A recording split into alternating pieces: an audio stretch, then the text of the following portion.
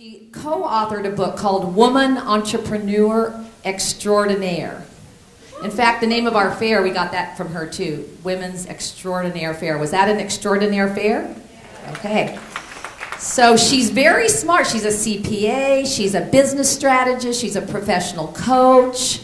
She's a senior consultant. I don't know how she does everything that she does. We're so blessed to have her as one of our own. And I know from firsthand experience, her passion is to help others grow and stretch each other every day in their lives.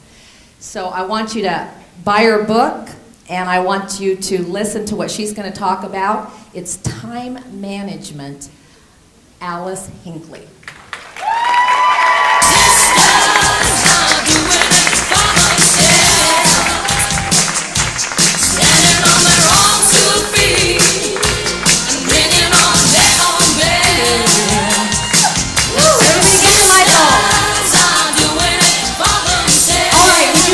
Bonus light bulb moment. Talk about time management. Okay. This is going to apply not only to this moment, but to other moments when you're in a state that you want to change. So right now, we've really honored Sandy Hook and all the things that went on, right? The disasters. But now we're moving into a place where we want to learn and change our state. So I want you all to participate with me. Stand up real quickly and say this and do this. Shake it off. One more time. Now, sit down. Whenever people are telling you no, shake it off. Okay?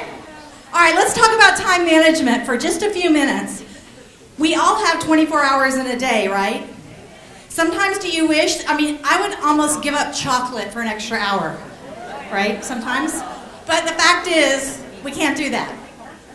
So let's very quickly, you got a handout. I know you guys love handouts, and you can take notes on it. Let's talk about your time management. Who has a system that they really feel like they use and enjoy, and you feel confident about your time every day?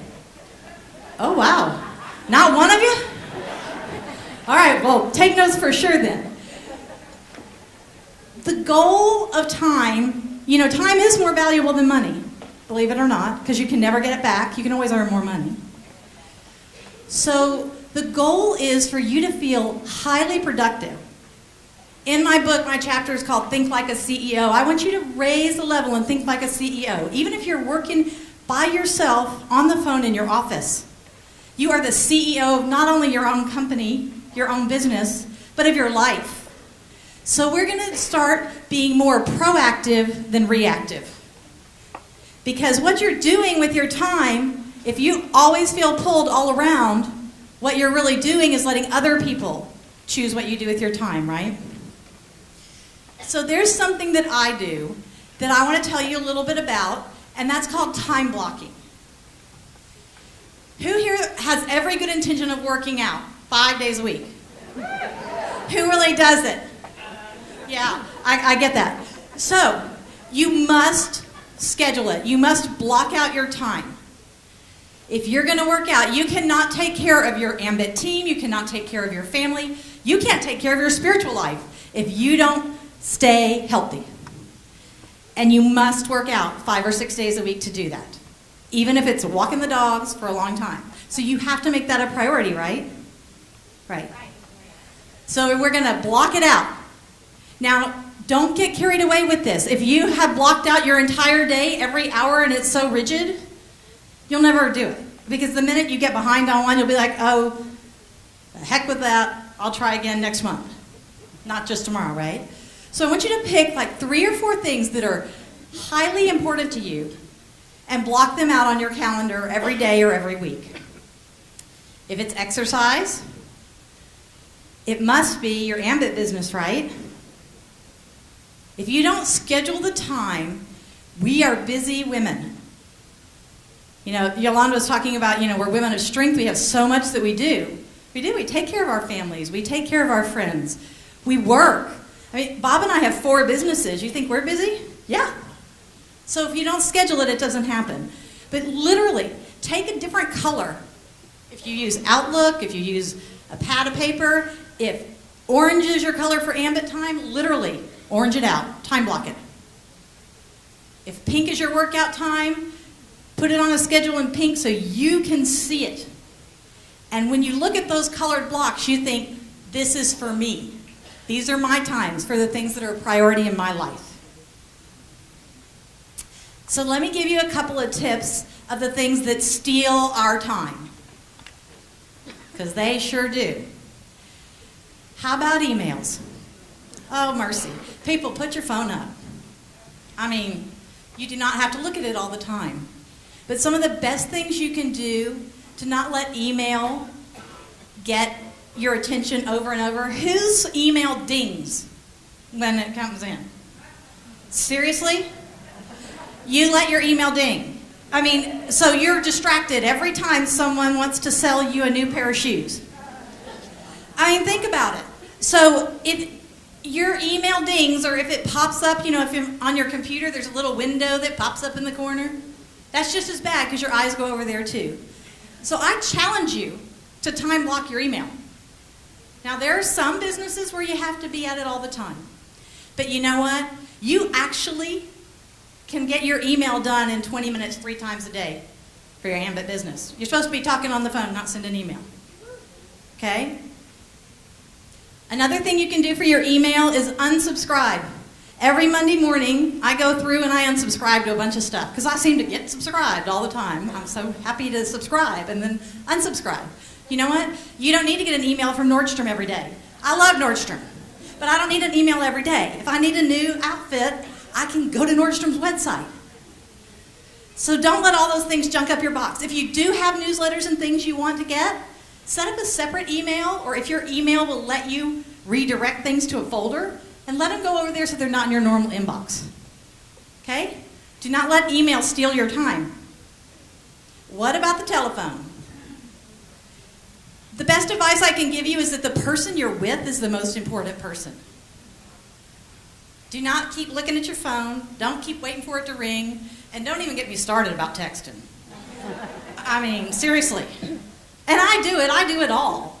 But they make fun of me because my phone's always on vibrate. My husband will be like, could you turn your phone on? Because I am going to try to call you this afternoon.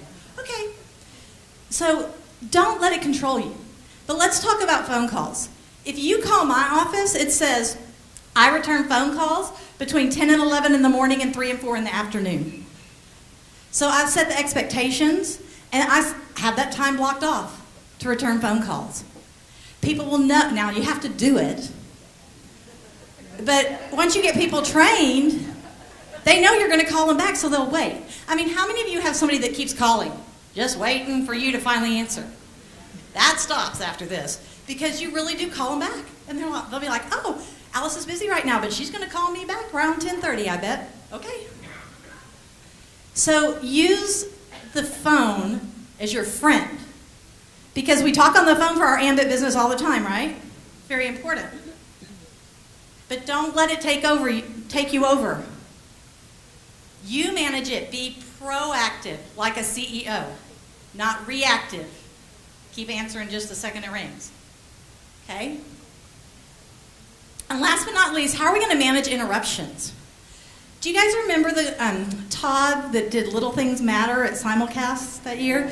In his book, he quotes a study that says every time you get interrupted, it takes you 11 to 12 minutes to refocus. Now, you want to talk about a waste of time? So if you're working on a project, or if you're doing your 30 minutes of calls in the afternoon, have the courage and strength, like a woman of strength, to set boundaries with your family, your friends, and with yourself. This is where the email and the phone come in. Take those 30 minutes, shut the door, put up a sign. I'll be available at 5:15. People will respect you if you make them. It may be hard the first few times. And you're not going to be in there. I mean, you can't go in for 3 hours and go in a cave, and I guess, unless you need a nap. But once you get your little pellets, I call it the chip in my you-know-what, you won't need a nap anymore. They're wonderful, by the way. So just remember that any time someone interrupts you and you're focused on something, it could take you 10 or 12 minutes to refocus. So if you get interrupted 3 or 4 times during a project, it's taken you 3 or 4 times as long to get that project done. So you're really creating more time with your family and friends by learning to set boundaries. So respect yourself and teach them respect. Don't you want your kids to know that they can set a boundary and that it's okay?